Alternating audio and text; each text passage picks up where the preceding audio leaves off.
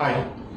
So last క్లాస్లో మనము foreign trade పాలసీకి సంబంధించి పాలసీలో ఉండే విధి విధానాలు ఏ విధంగా ఉన్నాయి, దానికి సంబంధించి ఎగుమతులు దిగుమతులు, ఇంకా foreign trade, current account deficient, ఇట్లాంటి ఇష్యూస్ అన్నీ కూడా మనం కంప్లీట్ చేయడం జరిగింది.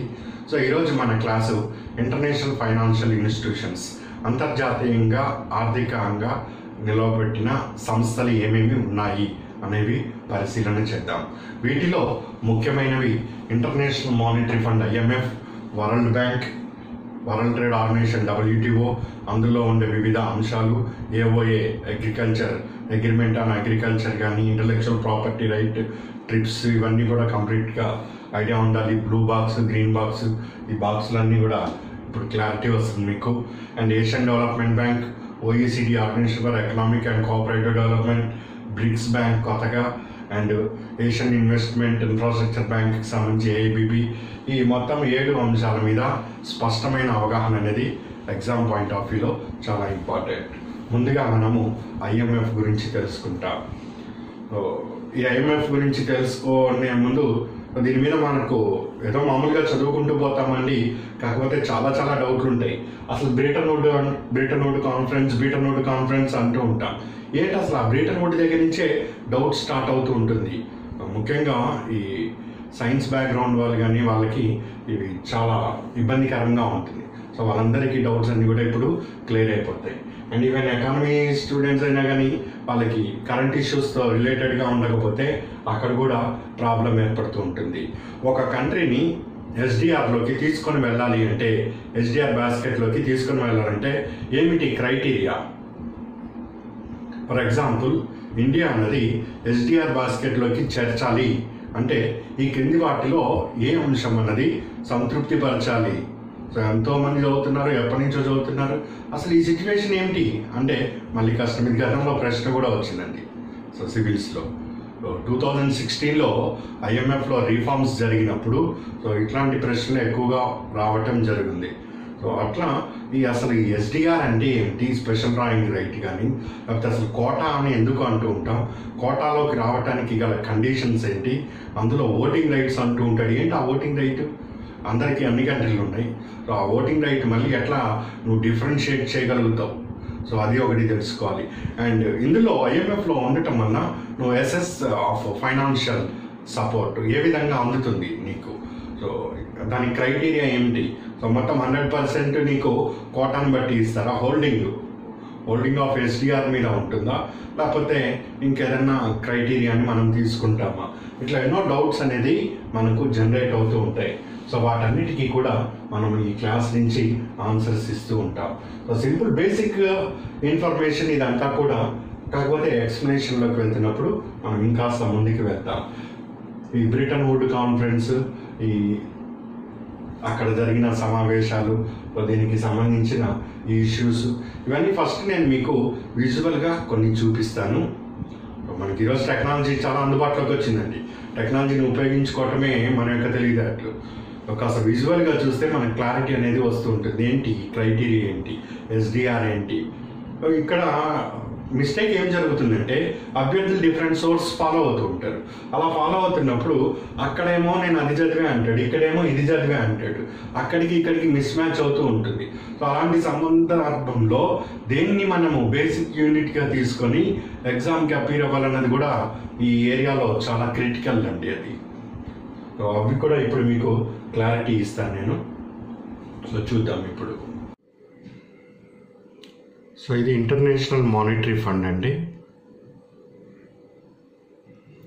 మొత్తం 189 కంట్రీస్ ఉన్నాయి. 1944లో ఎస్టాబ్లిష్డ్. 24 మెంబర్స్ తోటి ఎగ్జిక్యూటివ్ బాడీ ఇది రన్ అవుతున్నది. సో 13,114.4 కోటా ఉన్నది. So percentage of total quota 2.76. Governor and alternative governor Arun Jaitley and Shaktikanta Das. So number of votes ఇది పర్సంటేజ్ ఇచ్చారు. కోటాను బట్టి ఓట్స్ అనేది ఉంటుంది. ఇంచుమించు దగ్గరగానే ఉంటుందండి quota and vote. So this is India stand అండి. సో ఇది యునైటెడ్ స్టేట్స్ కోటా, అక్కడ యునైటెడ్ కింగ్డమ్ కోటా 4.24. ఓట్స్ కూడా ఇచ్చాము 16.5 to United States, UK 4.03.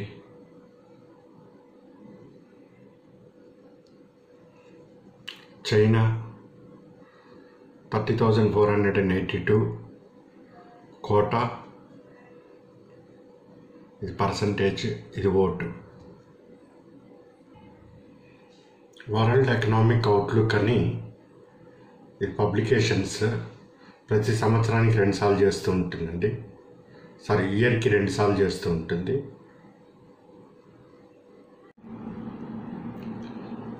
So SDR బాస్కెట్లో criteria ఏమిటి, ఒక దేశాన్ని ఏ విధంగా ఎస్డిఆర్ బాస్కెట్లోకి తీసుకోవటం జరుగుతుంది అంటే దానికి 2 క్రైటీరియాస్ ఇచ్చారండి. ఎక్స్పోర్ట్ క్రైటీరియా ఒకటి, ఫ్రీ యూజబుల్ కరెన్సీ. ఇది గతంలో సివిల్స్లో కూడా క్వశ్చన్ అడిగారు. దేనిని ఆధారం చేసుకొని ఒక దేశాన్ని ఎస్డిఆర్ బాస్కెట్లోకి తీసుకుంటారు? 2016లో సివిల్స్ క్వశ్చన్ కొత్తగా ఏ దేశం యొక్క కరెన్సీని ఎస్డిఆర్ బాస్కెట్లోకి తీసుకున్నారు అంటే చైనీస్ కరెన్సీ అండి. సో ప్రస్తుతము 5 దేశాలు ఉన్నాయి, అవి కూడా మనం ఇప్పుడు వివరించుకుంటాం. సో ఇక్కడ మీకు ఇది అఫీషియల్గా ఐఎంఎఫ్ వాళ్ళు ఇచ్చిందే. మొత్తం 5 దేశాలు ఉన్నాయి, US dollar, euro, Chinese and Japanese, pound sterling. So దానికి వెయిట్స్ ఈ విధంగా ఇవ్వటం జరిగింది. సో ఎవ్రీ 5 ఇయర్స్కి దీన్ని రివ్యూ చేస్తూ ఉంటారు. ఇక్కడ మీకు చూపిస్తున్నానండి. సో 2015 నవంబర్ నాడు చైనీస్ యొక్క రెన్బీ దానిని ఎస్డిఆర్ బాస్కెట్లోకి తీసుకోవటం జరిగింది.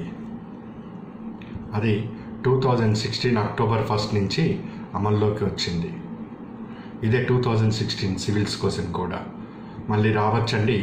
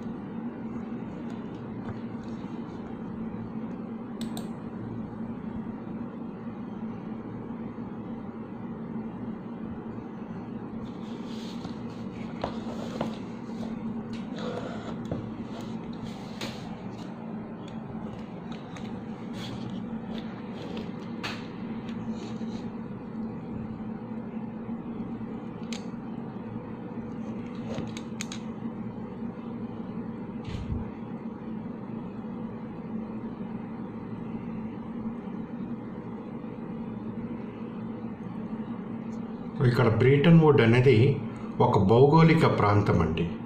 Is N area with in the town of Carroll in new hemisphere United states.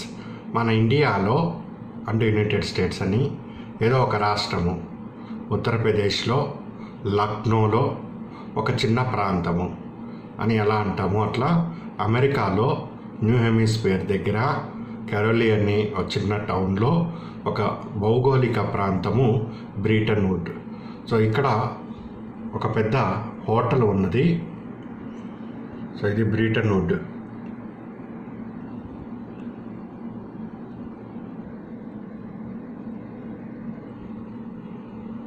So ఇప్పుడు నేను మీకు చూపించినట్టు సో ఇవన్నీ కూడా IMFకి సంబంధించి బేసిక్ అంశాలు.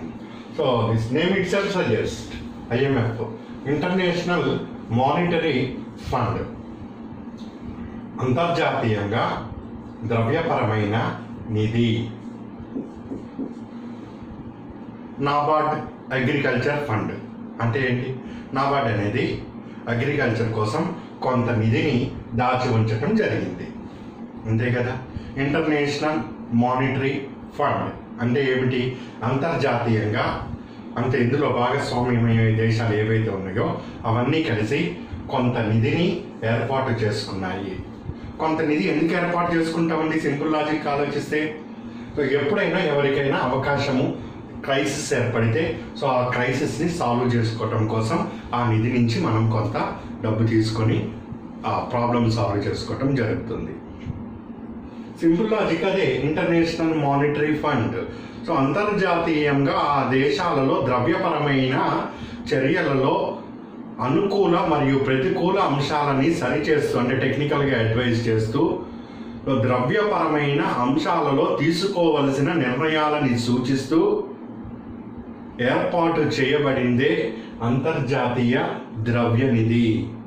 ఉదాహరణకి భారతదేశంలో రూపాయి విలువ రోజు రోజుకి పడిపోతూ వస్తున్నది. రూపాయి విలువ పడిపోతూ వస్తుంటే నీ ఆర్థిక వ్యవస్థ బలం ఏంటి అంటే నీ ఆర్థిక వ్యవస్థ పతనమైపోతుంది. సో ఆ సందర్భంలో నువ్వు తీసుకోవాల్సిన చర్యలు ఏమిటి? సో నువ్వు తీసుకోవాల్సిన చర్యలు తప్పనిసరిగా ఎగుమతిని ప్రోత్సహించే విధంగా ఉండాలి. నీ మార్కెట్ ఎక్కడైతే రిస్ట్రిక్టెడ్గా ఉంటుందో ఆ రిస్ట్రిక్ట్ని కాస్త లిబరలైజ్ నువ్వు చేస్తూ పోవాలి. అట్లా నువ్వు చేసుకోగలిగితే అక్కడ తిరిగి నీ ఆర్థిక వ్యవస్థ అనేది బలోపేతమవుతూ ఉంటుంది. జిమ్కి వెళ్ళేవాడిని నీ బలం ఏంట్రా అంటే వాడు కన్నులు చూపిస్తూ ఉంటాడు.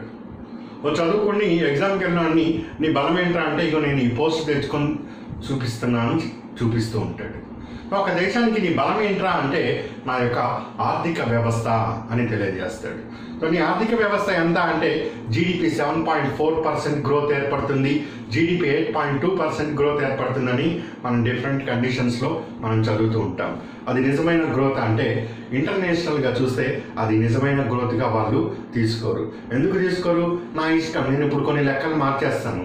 సెంట్రల్ స్టాటిస్టికల్ ఆఫీస్లో కొన్ని లెక్కలు మార్చేసి ఇక్కడ నేను GDP గ్రోత్ రేట్ని 7.2 కాస్త 8.3 చేస్తాను. అది ఒరిజినల్గా 7.2 ఉందా, 4.6 ఉందా అండ్ 8.2 ఉందా చెప్పటము చాలా కష్టమవుతుంది. సో అలాంటి సందర్భంలో ఏమి క్రైటీరియా తీసుకుంటే నేను నిజంగా నా యొక్క ఆర్థిక వ్యవస్థని కరెక్ట్గా అంచనా వేయగలుగుతాను? నాకు ఎల్లయ్య తెలుసు, సుబ్బయ్య తెలుసు, మల్లయ్య తెలుసు, ఈ నలుగురి దగ్గర నుంచి నేను 4 రూపాయలు తీసుకురాగలుగుతాను అంటామంటే నీ దగ్గర అంతో ఇంతో ఆర్థికంగా బలం ఉండబట్టే కదా. సో ఆర్థిక బలం ఏమిటి అంటే నేను గతంలో కూడా చెప్పానండి, ఒక దేశం యొక్క ఆర్థిక బలం అనేది ఆ దేశంలో ఉండే బంగారం యొక్క నిల్వల మీద ఆధారపడి ఉంటుంది, గోల్డ్ రిజర్వ్స్. సెకండ్ పాయింట్, ఆ దేశం యొక్క ఫారిన్ ఎక్స్చేంజ్ రిజర్వ్స్ FER మీద ఆధారపడి ఉంటుంది. థర్డ్ పాయింట్, ఆ దేశం యొక్క SDR స్పెషల్ డ్రాయింగ్ రైట్స్ ఎన్ని ఉన్నాయి? SDR పేపర్ గోల్డ్ అని కూడా అంటారు. ఎందుకంటారు అది కూడా నేను చెప్తూ ఉంటాను. SDR ఈ 3 అంశాలని ఆధారం చేసుకొని ఆ దేశం యొక్క ఆర్థిక వ్యవస్థ ఎంత బలంగా ఉన్నది, ఎంత బలహీనంగా ఉంది అన్నది బయట దేశాలు అంచనా వేయటం జరుగుతుంది. ఇప్పుడు ఆ దేశాలన్నీ ఖాళీగా కూర్చున్నాయా? భారతదేశం యొక్క గోల్డ్ ఎంత, FER ఎంత అండ్ SDR ఎంత లెక్కలు తీసుకొని అంటానికి కుదరదు.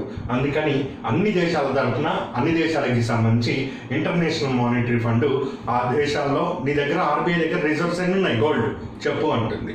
సో చెప్పాలి. FDR ఎంత ఉంది, ఫారిన్ ఎక్స్చేంజ్ రిజర్వ్స్ ఎంత ఉన్నాయి? మనకు 1991 ఎకనామిక్ రిఫార్మ్ సమయంలో లెస్ దెన్ $3 బిలియన్, $3 బిలియన్ కన్నా తక్కువ ఫారిన్ ఎక్స్చేంజ్ రిజర్వ్స్ కలిగి ఉంది భారత్. సో ఆ $3 బిలియన్ అన్నది అట్లీస్ట్ ఒక 2-3 నెలల దిగుమతులకు కూడా సరిపోలేని స్థితిలో ఉన్నాం మనం. So more and more exports means more and more foreign exchange reserves. So ఎంత ఎగుమతులు నువ్వు ప్రోత్సహించగలిగితే నీకు ఆ దేశంలో విదేశీ మారక ద్రవ్యం అన్నది వచ్చి చేరుతూ ఉంటుంది. అలా లేకపోతే ఆ దేశం పడిపోతున్నది అని అర్థము. 1991లో భారతదేశ ఆర్థిక వ్యవస్థ చిన్నాభిన్నమైందని ఎలా చెప్పగలుగుతున్నావు నువ్వు? అంటే ఎగుమతులు తక్కువైపోయినాయి, ఫారిన్ ఎక్స్చేంజ్ రిజర్వ్స్ తగ్గిపోయింది, సో గోల్డ్ రిజర్వ్స్ తరిగిపోతున్నాయి. గోల్డ్ రిజర్వ్స్ ఎట తరిగిపోతే కరిగిపోతుంది ఐస్ లాగా కాదు. ఈ గోల్డ్ అమ్ముకొని వస్తున్నాం. నువ్వు ఈ పెన్ను వెళ్ళి అమ్మమంటే ఎవడు కొండు పోరా, ఆ పెన్ను నాకెందుకు, ఇట్లాంటి 100 పెన్నులు ఉన్నాయి నా దగ్గర అంటాడు. గోల్డ్ తీసుకొని వెళ్తే సర్లే 10 గ్రామ్స్ అంట అంటాడు, 30,000 అంటాం. నాకు 25,000కి అర్జెంట్, నీకు అవసరం కదా డబ్బు, 25,000కి అంటాం. సో మనం తప్పని పరిస్థితుల్లో గోల్డ్ అమ్ముకొని కూడా తీసుకొని రావాల్సి వచ్చింది. ఆ సమయంలో ఎన్ని రోజులు ఇంట్లో ఉన్న ఆస్తులు అమ్ముకొని నువ్వు ఇల్లు నడుపుతావు? ఉత్పత్తి కార్యక్రమాలన్నీ జరగాల్సింది అక్కడ ఆర్థిక వ్యవస్థలో. సో గోల్డ్ అమ్ముకొని రన్ చేసే స్థితిలో భారత్ లేదు. అండ్ ఫారిన్ ఎక్స్చేంజ్ రిజర్వ్స్ చూస్తే $3 బిలియన్కే పడిపోయి ఉన్నాం. SDR స్టేటస్ చూస్తే తగ్గిపోతూ వస్తున్నది. సో ఈ సమయంలో భారత్ యొక్క రూపాయి అడ్డంగా పడిపోయింది, కిందకి వెళ్ళిపోయింది. అసలు దిక్కు దివానా లేదు. భారతదేశం నుంచి ఏదైనా ఒక వస్తువు వస్తుంది, కొనండ్రా బాబు అని గడ్డం పట్టుకున్నా కానీ చూసేటోడే లేకుండా తయారయ్యాడు. సో ఇలాంటి స్థితిలో ఉండే దేశాలన్నిటినీ సంస్కరించి వాటిని సరైన మార్గదర్శనంలోకి తీసుకురావటం కోసము ఏర్పాటు చేయబడిన నిధినే ఇంటర్నేషనల్ మానిటరీ ఫండ్ అంటారు. That watches only the monetary issues. నువ్వు ద్రవ్యపరమైన చర్యలు ఏ విధంగా ఆ దేశము తీసుకుంటుందో అంతవరకే మాత్రమే చూస్తుంది అది.